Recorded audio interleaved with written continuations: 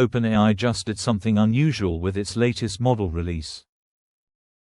Instead of releasing one new model called GPT-5.6, it released 3. They are called GPT-5.6 Sol, GPT-5.6 Terra, and GPT-5.6 Luna.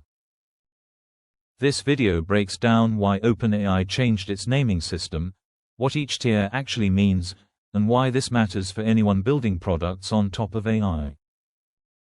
Let's get into it. For years, AI model names followed a simple pattern. A bigger number meant a smarter model, and that was mostly it. GPT-3 became GPT-4, GPT-4 became GPT-4 Turbo, and later GPT-4o, each version simply replacing the last. That system worked when there was really one model per company that mattered.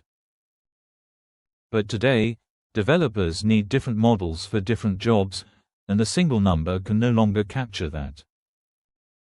That is the problem OpenAI is solving with this new naming system.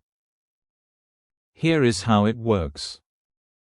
The number, in this case 5.6, identifies the generation of the model. Think of the generation as the underlying brain, the core training and architecture that all 3 versions share. Then, separate names, Sol, Terra, and Luna, identify durable capability tiers. These tiers are meant to persist across future generations, so a developer who picks Terra today will find a similar balance of capability and cost when the next generation ships. Let's go through each tier one at a time, starting with pricing, because the differences are significant. Sol is the top tier, priced at $5 per million input tokens and $30 per million output tokens. Sol is built for tasks that need the deepest reasoning and the highest accuracy, where cost is a secondary concern compared to getting the right answer. Terra sits in the middle, priced at $2.50 per million input tokens and $15 per million output tokens. Terra is positioned as the practical daily driver, a balance point for most production applications.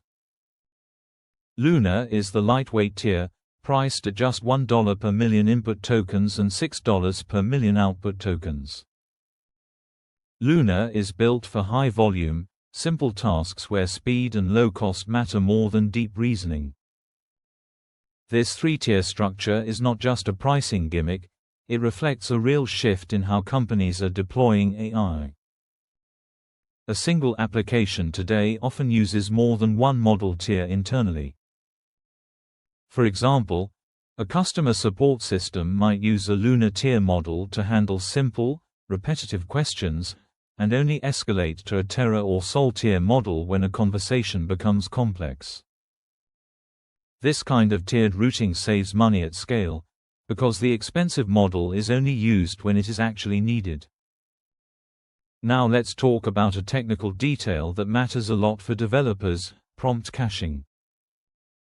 GPT-5.6 introduces more predictable prompt caching, including explicit cache breakpoints and a 30-minute minimum cache life.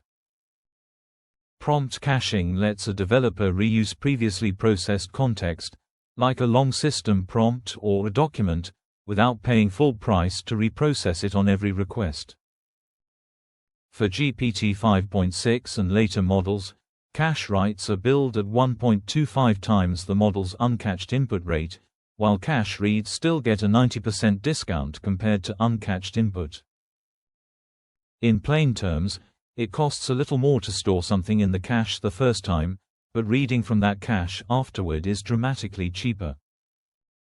For any application that sends the same long context repeatedly, like a coding assistant working inside one codebase, this caching structure can meaningfully cut costs. There's also a speed story here worth mentioning.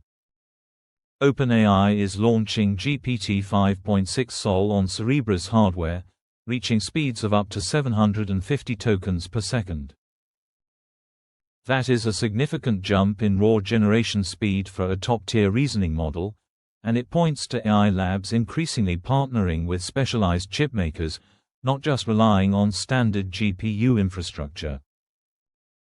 So why does this naming shift matter beyond just OpenAI's product lineup? It signals that the AI industry has moved past the era of one flagship model per company. Model families are becoming more like product lines, similar to how a car manufacturer offers an economy model, a mid-range model, and a premium model, all sharing the same underlying platform.